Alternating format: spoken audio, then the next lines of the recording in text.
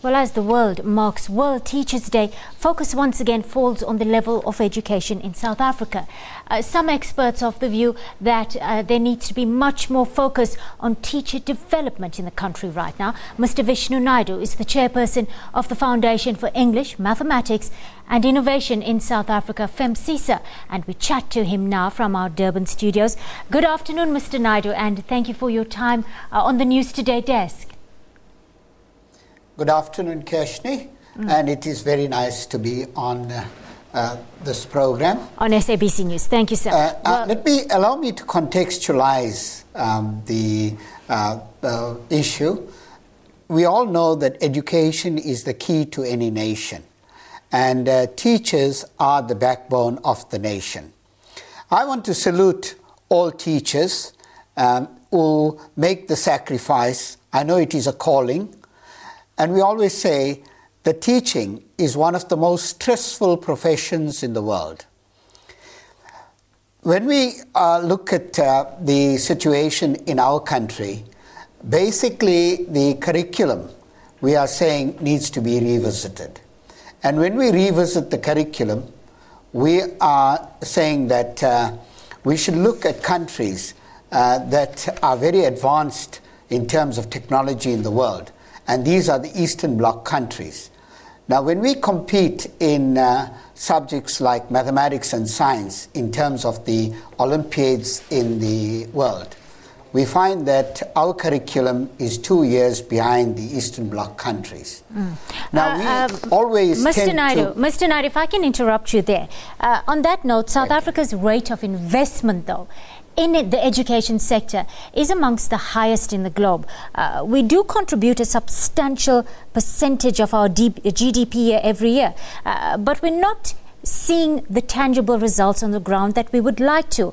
The curriculum is one area. What are some of the other reasons behind this? Yes, I believe if you look at the the environment, the environment under which teachers teach. I had actually the misfortune of visiting an area like KwaMashu, and I found that the conditions under which teachers teach, it is really deplorable. And then we also found that there was total lack of resources. And, I actually tried to do some work with the matric students before they write the mathematics paper. And I found that the poor students, were not even using a calculator. And those students who had the calculator had inappropriate calculators. So I don't know really where the resources are going to. And furthermore, we also noted that the curriculum is not effectively delivered in the classroom. And it was said by the Department of Education themselves that only 30% of the curriculum is delivered, which is very, very sad, because if 30% of the curriculum is delivered, then what happens to learners who are progressing from one grade to the other? And what we have seen is, we're looking at 21 years into democracy, and then you still have the issues of haves and the have-nots. Unless we are able to improve, the conditions under which teachers teach, learners learn, we're not going to make an impact.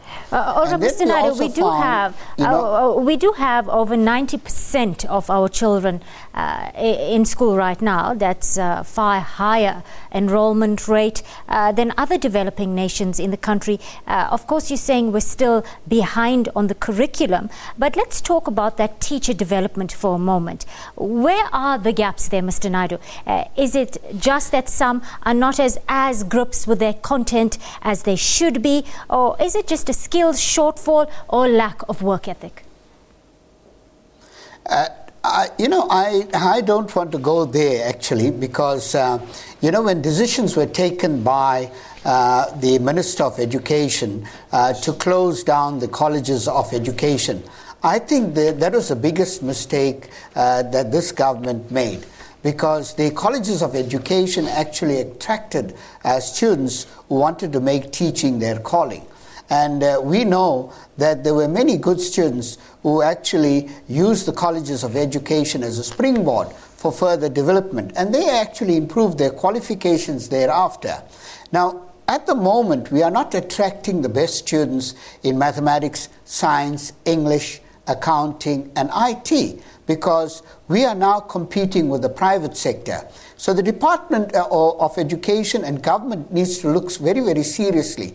How can we attract the best students in these disciplines or subjects which could make a big impact on education and thereafter the economy of the country as well. Dr. Vishnu Naidoo, the chairperson. Now when you spoke... sorry, Dr. Naidoo, we're going to have to leave it there. Unfortunately, we are out of time. Dr. Vishnu Naidoo is the chairperson for the Foundation for English, Mathematics and Innovation in South Africa, FEMSISA. Thank you, sir, for your time on the news desk. Thank you.